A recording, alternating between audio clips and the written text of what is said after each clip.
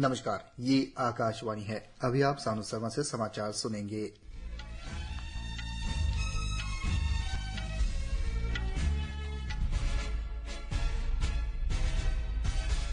पहले मुख्य समाचार। प्रधानमंत्री ने आज बिहार के राजगीर में नालंदा विश्वविद्यालय के नए परिसर का उद्घाटन किया। पटना मंडल के अधीक्षक पुरातत्वविद गौतम भट्टाचार्य ने प्रधानमंत्री को प्राचीन खंडहरों के बारे में जानकारी दी।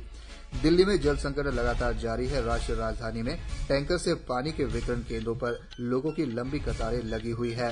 आज विश्व सिकल सेल दिवस है। प्रधानमंत्री ने कहा कि केंद्र सरकार सिकल सेल रोग से संबंधित चुनौतियों से निपटने के लिए प्रौद्योगिकी का अधिक से अधिक इस्तेमाल कर रही है। सिक्किम के बाढ़ प्रभावित क्षेत्रों में राहत और बचाव अभियान के साथ साथ बुनियादी सेवाओं की बहाली का कार्य पूरे जोरों पर है। असम में लगातार बारिश से कई जिलों में जनजीवन अस्त व्यस्त हो गया है। अब समाचार विस्तार से। प्रधानमंत्री नरेंद्र मोदी ने आज बिहार के राजगीर में नालंदा विश्वविद्यालय के नए परिसर का उद्घाटन किया। उन्होंने नए परिसर में एक पट्टिका का अनावरण करने के साथ ही एक पौधा भी लगाया। श्री मोदी ने की यात्रा के मद्देनजर कड़ी सुरक्षा व्यवस्था की गई है। पटना मंडल के अधीक्षक पुरातत्वविद गौतम भट्टाचार्य ने प्रधानमंत्री को प्राचीन खंडहरों के बारे में जानकारी दी। उद्घाटन के अवसर पर विदेश मंत्री सुब्रमण्यम जयशंकर, बिहार के राज्यपाल राजेंद्र अर्लेकर, मुख्यमंत्री नीतीश कुमार, उप मुख्यमंत्री सम्राट चौधरी और विजय सिन्हा तथा अन्य प्रतिनिधि भी मौजूद थे। कार्यक्रम में 17 देशों के राजदूत भी शामिल हुए। प्रधानमंत्री ने नालंदा दौरे से पहले सोशल मीडिया पर एक पोस्ट में लिखा, यह हमारे शिक्षा क्षेत्र के लिए एक बहुत ही विशेष दिन है। नालंदा का हमारे गौरवशाली अतीत के साथ एक मजबूत संबंध है। यह विश्वविद्यालय निश्चित रूप से शैक्षिक आवश्यकताओं को पूरा करने में एक लंबा रास्ता तय करेगा। दिल्ली में जल संकट लगातार जारी है। राष्ट्रीय राजधानी में टैंकर से पानी के वितरण केंद्रों पर लोगों की लंबी कतारें लगी हुई है। अधिकतर जगहों पर टैंकरों के आसपास पानी के लिए लोगों की भीड़ सामान्य बात है। संगम विहार, महरौली, वसंत विहार, ओखला, वसंत कुंज, चाणक्यपुरी, नरेला, रोहिणी, उत्तम नगर, जनकपुरी, विकासपुरी, मोती नगर, पटेल नगर, छतरपुर, करावल नगर, मुखर्जी नगर, गीता कॉलोनी, कृष्ण नगर तथा सहद्रा सहित कई इलाकों में अब भी पानी की कमी से जूझ रहे हैं। इसके कारण दिल्ली में जगह जगह पर विरोध प्रदर्शन और राजनीतिक टकराव देखने को मिल रहा है। नई दिल्ली नगर पालिका परिषद क्षेत्र भी पानी की कमी से प्रभावित है।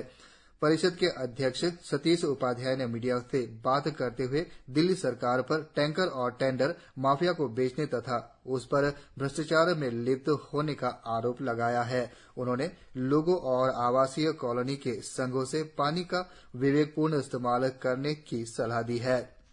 इस बीच दिल्ली सरकार ने आरोप लगाया कि हरियाणा की भाजपा सरकार राजनीतिक साजिश के तहत दिल्ली की पानी आपूर्ति रोक रही है। आम आदमी पार्टी नेता गोपाल राय ने कल मीडिया को संबोधित करते हुए कहा कि वजीराबाद में यमुना नदी सूखने की कगार पर है। उन्होंने कहा कि सर्वोच्च न्यायालय के आदेश के बाद भी हरियाणा सरकार दिल्ली के हिस्से का पानी रोक रही है। प्रधानमंत्री नरेंद्र मोदी ने कहा है कि केंद्र सरकार सिकल सेल रोग से संबंधित चुनौतियों से निपटने के लिए प्रौद्योगिकी का अधिक से अधिक इस्तेमाल कर रही है। आज विश्व सिकल सेल दिवस के अवसर पर श्री मोदी ने इस बीमारी पर काबू पाने के लिए सरकार की प्रतिबद्धता दोहराई। एक सोशल मीडिया पोस्ट में उन्होंने कहा कि पिछले वर्ष सरकार ने राष्ट्रीय सिकल सेल एनीमिया उन्मूलन मिशन शुरू किया था और वह इस संबंध में जागरूकता पैदा करने, व्यापक जांच, रोग का जल्द पता लगाने और उचित देखभाल सहित अनेक पहलुओं पर काम कर रही है। स्वास्थ्य मंत्री जगत प्रकाश नड्डा ने कहा कि सरकार शीघ्र निदान को बढ़ावा देने, उपचार तक पहुंच सुनिश्चित करने और रोगियों की देखभाल बढ़ाने पर ध्यान दे रही है। सिक्किम के बाढ़ प्रभावित क्षेत्रों में राहत और बचाव अभियान के साथ साथ बुनियादी सेवाओं की बहाली का कार्य पूरे जोरों पर है। मंगम जिले के लाचुम और चुंगथांग के प्रभावित इलाकों में फंसे करीब 1300 पर्यटकों को निकालकर सुरक्षित स्थान पर पहुंचाया गया है। मंगम के जिला अधिकारी हेम कुमार छेत्री ने आकाशवाणी समाचार को बताया कि पर्यटकों को निकालने का कार्य आज तक पूरा कर लिया जाएगा। असम में लगातार बारिश से कई जिलों में जनजीवन अस्त व्यस्त हो गया है। 15 जिलों में लाखों लोग बाढ़ से प्रभावित हैं। कल रात करीमगंज जिले में भूस्खलन से 5 लोगों की मौत हो गई। करीमगंज जिले के सभी स्कूल आज और कल बंद रहेंगे। गुवाहाटी शहर में कई जगहों पर जल जमाव की खबर है। बाढ़ प्रभावित कई जिलों में सड़क संचार बाधित है। अरुणाचल प्रदेश में पिछले कुछ दिनों से लगातार भारी वर्षा जारी है। मौसम विभाग ने वेस्ट कामेंग, पापुमपारे और लोअर दिबांग वैली जिलों में रेड अलर्ट, 9 जिलों में ऑरेंज और बाकी जिलों में येलो अलर्ट जारी किया है। कासिंगसा क्षेत्र में अचानक आई बाढ़ से NH 415 का एक हिस्सा बह गया, जिससे राजमार्ग के निर्जली बंदरदेवा खंड पर वाहनों की आवाजाही पूरी तरह से रुक गई है। इसके मद्देनजर राजधानी ईटानगर जिला प्रशासन ने निर्जली से बंदरदेवा तक राजमार्ग को बंद करने और सड़क की बहाली तक की अवधि के लिए गुमतो रोड से यातायात को डायवर्ट करने का आदेश दिया है। मौसम विभाग ने कहा है कि पश्चिमी विक्षोभ के कारण उत्तर भारत को कल से इस महीने की 21 तारीख तक लू से आंशिक राहत मिलने की उम्मीद है। आकाशवाणी से विशेष बातचीत में मौसम वैज्ञानिक RK जेनामनी ने कहा कि चूंकि पश्चिमी विक्षोभ देश के उत्तरी हिस्से को प्रभावित करता है, इसलिए पंजाब, हरियाणा और दिल्ली में छिटपुट आंधी और हल्की बारिश की संभावना है। उन्होंने कहा कि राष्ट्रीय राजधानी में आज तापमान में 1 से 2 डिग्री सेल्सियस की गिरावट होने की उम्मीद है। श्री जेनामनी ने कहा कि कल शहर में 1969 के बाद से जून महीने की अब तक की सबसे गर्म रात दर्ज की गई और सफदरगंज में 35.2 डिग्री सेल्सियस तापमान दर्ज किया गया। श्री जेनामनी ने कहा कि आने वाले दिनों में कुछ राहत मिलने की उम्मीद है, क्योंकि अल नीनो कम हो रही है।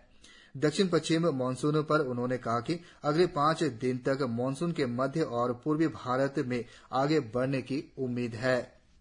अंतर्राष्ट्रीय योग दिवस के 10वें संस्करण से पहले प्रधानमंत्री नरेंद्र मोदी ने आज सोशल मीडिया पर शशान आसन का प्रदर्शन करते हुए एक वीडियो साझा किया। योग दिवस 21 जून को मनाया जाता है। वीडियो में आसन के स्वस्थ लाभों का वर्णन किया गया है और इसके करने के तरीके के बारे में विस्तृत निर्देश दिए गए हैं। इसमें बताया गया है कि शशांक आसन कब्ज, पीठ दर्द के राहत और तनाव तथा क्रोध को कम करने में मदद करता है। उच्च रक्तचाप और गठिया से पीड़ित रोगियों को इस आसन को करते समय सावधानी बरतने या इसे न करने की सलाह दी गई है। केंद्रीय खाद्य प्रसंस्करण उद्योग मंत्री चिराग पासवान ने आज नई दिल्ली में वर्ल्ड फूड इंडिया 2024 पर मीडिया को संबोधित करते हुए कहा कि खाद्य प्रसंस्करण क्षेत्र में अपार संभावनाएं हैं और यह किसानों की आय बढ़ाने और विकसित भारत के सपने को साकार करने में प्रमुख भूमिका निभा सकती है। श्री पासवान ने कहा कि यह क्षेत्र देश में बड़ी संख्या में रोजगार के अवसर पैदा कर सकता है। मंत्री ने कहा कि वह अगले 5 वर्षों में सब्जियों, फलों और अन्य उत्पादों की बर्बादी को कम करने पर काम करेंगे। उन्होंने कहा कि स्वच्छता, गुणवत्ता जांच और वैश्विक मानकों को पूरा करना भी उनकी प्राथमिकता होगी। खाद्य प्रसंस्करण उद्योग राज्य मंत्री रवनीत सिंह बिट्टू ने इस अवसर पर कहा कि भारतीय खाद्य पदार्थों को दुनिया भर में पसंद किया जा रहा है और उद्योग को और मजबूत करने की जरूरत है।